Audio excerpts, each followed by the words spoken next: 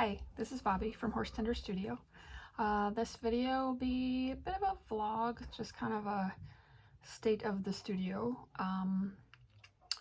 Got a bunch of projects in the works. I'm trying to hold myself to wrapping up some things that are in progress before I start new stuff. Starting new stuff is way more exciting than finishing stuff that's already in progress, but I'm trying to get better at that. Let's see, first off, update from last video. I think I mentioned starting some tomato seeds.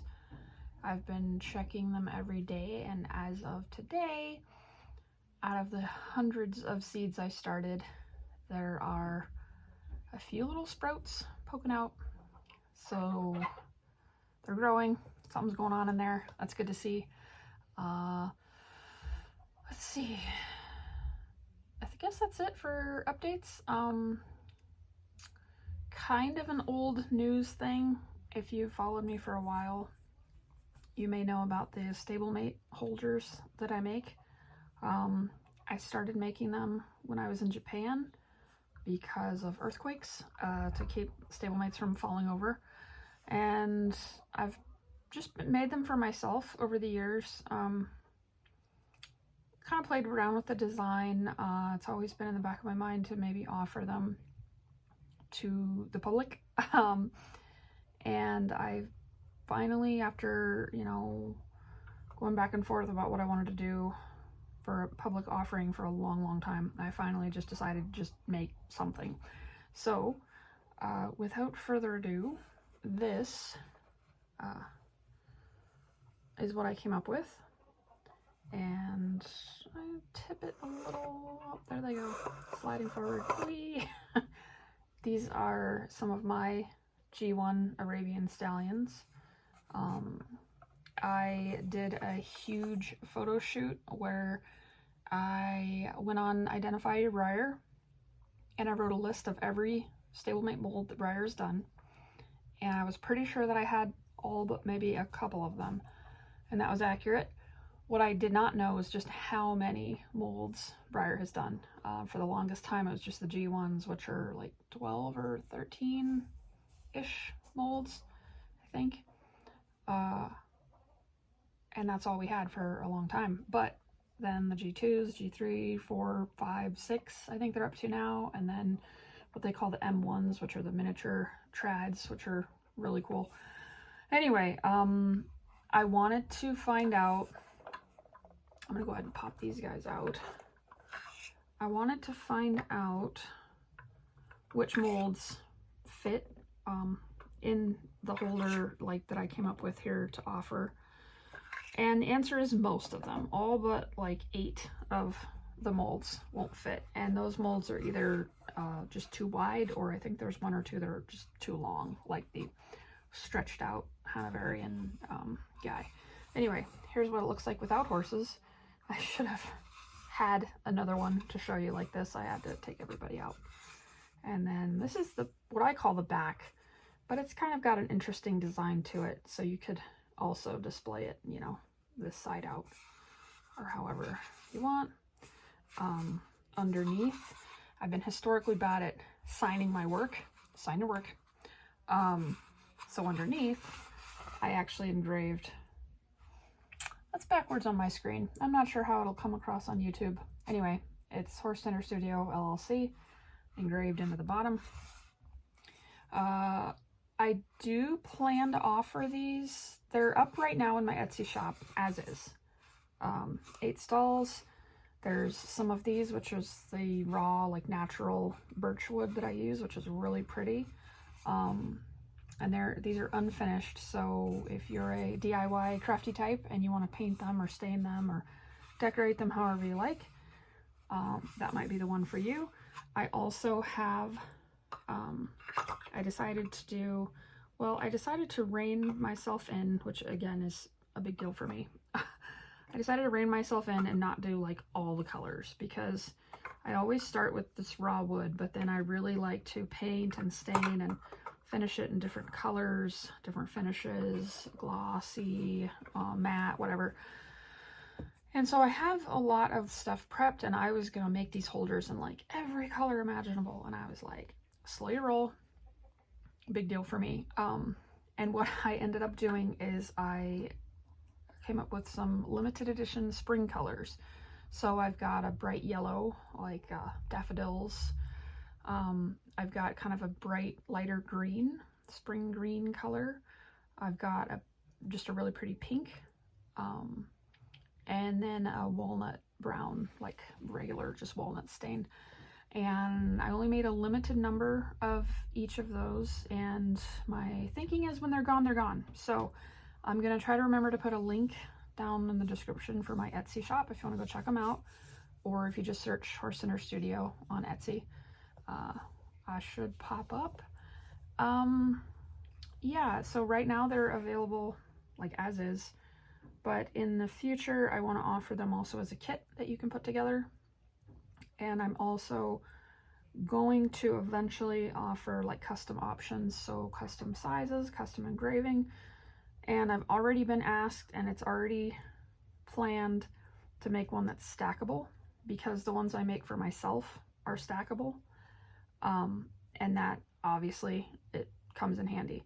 The reason I didn't make these stackable my first like batch is I want to play with the design a little bit and make them to where they stack and lock together, because mine stack, but I made them to custom fit inside some shelves that I have, and so they're not sturdy like side to side. So you can stack them, but if they get bumped or whatever, they're gonna just slide, you know, and that's not good. So what I want to do, okay, let's try this again. So yeah, so they stack, the ones that I have stack, but they're not stable from side to side. So if you bump them, the one stacked on top would just slide and could just slide off, and that's no good. So I have some ideas on how to like lock them together, but I want to get that dialed in and make sure that they're secure, and the horses on the second or third level aren't gonna just go flying, because that would defeat the purpose of making holders, to keep the horses safe from falling. So we're starting simple. Done is better than perfect is what I'm trying to run with, which again is a big deal for me, because I get hung up on like perfection, or like trying to get things to be just right. No more of that. Well, less of that. So what else do I have that I've been finishing up? I have some spring inspired halters and leads. So this is, the model is Maddox. He's the Briar Web Special, Collectors Club Web Special. He's one of my newer arrivals, and I just love him. And I decided that he needed to start earning his keep and be a tack model. So he's going to be modeling these spring halters. This is the yellow and brown. And then I have another one that's like a lilac, really light lilac or lavender color with the brown leather tabs. This one is going to come with a matching lead rope. I had the same colors just ready to go, so I made some lead ropes for these halters. The lilac one is probably not going to come with a lead rope. I like to offer different options, but for lead ropes, I have a bunch of new ones that I'm wrapping up, putting snaps on. Here's some of the colors. We've got like an Easter. We've got one that's a certain Colorado football team. This is a fun one that I call watermelon, kind of a summer color, Easter, and then this is like a 4th of July, kind of USA patriotic color. And I am upping my production packaging type game, I guess you would call it. I made these little cards, actually for Briar West last year, I think, and I was selling things in these little bags with little cards, and on the back is the name of my studio and talks about tack commissions are almost always available. And then today I was working on finishing up some micro shelves that I painted. This one is a super glittery, I mean, look at the look at the glare, it's so bright. This is a super glittery metallic gold, which is really, really bright and pretty. Then I have like a metallic blue, and then just kind of a weathered vintage looking white one that are going to be hopefully listed maybe this weekend. And on that note, with all of this stuff, something that I've struggled with for quite a while is photography. I really enjoy it. I love taking pictures. I'm a compulsive picture taker. But when it comes to taking pictures of products, horses, things like that, I really struggle with it, and I always have. I just can't quite get it right. So, and that was made really apparent in Kansas when I was giving people some horses I had painted, and they were like, wow, they look so much better than like the pictures. And I'm like, I know. So I want to work on that. And I usually what I do is I'll take like 100 pictures. I'll be like, oh, I got all this stuff I got to get pictures of, and I'll do a marathon. I'll take like 100 pictures, 200 pictures, and then I'll go look at them, and they're wrong. They're off. Like the lighting is off, or this is out of focus, or that, or something was off that I didn't realize. And in the marathon of pictures, and I got all these pictures that aren't great, and I get frustrated, and I don't want to do it anymore, and the cycle continues. Then, you know, I might try to use those pictures, make them work, whatever, but I'm not happy with them, and then I'm like, I gotta take more pictures. And then, so what I really want to do is take my time, take a few pictures, bring them up on, you know, the computer, check them out, check the settings, see what I like, take notes, and try to actually learn how to do this in a way that's usable and not frustrating. And to that end, something brand new that my wonderful guy got are color cards, which is something that I've seen talked about and used before, and I've always thought that they might be helpful. And he ordered a couple of them for me, and they came with some really cool like instructional cards talking about things like white balance and all that kind of stuff. So I'm cautiously optimistic that I can maybe finally figure out some product photography in a way that's not my usual attempts. So I guess that's about it.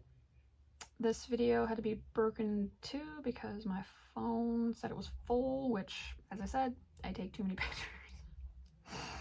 So I'm gonna have to figure out how to stitch them together, and that means some video editing. Ooh, scary. But that's something else that I want to learn, so I guess now's the time. Anyway, thanks for watching. Yeah, I guess that's all I've got for right now. Stalling out for a second because I'm like, where am I going with this? I don't know. Another rambling video from me. I'm going to try to upload a video once a week. They may be vlogs like this, or they may be other things, but consistency with like posting and things is another thing that I've struggled with, and I'm just trying to tackle a lot of those little challenges. So I'll say what I've said before. Let me know what you'd like to see. I do have plans for some tutorials and things like that. I feel like I do want to work on the video editing and things like that before I get into tutorials, but also done is better than perfect, so maybe I'll just do it. As always, thanks for watching. Love you guys. See you in the next one. Bye.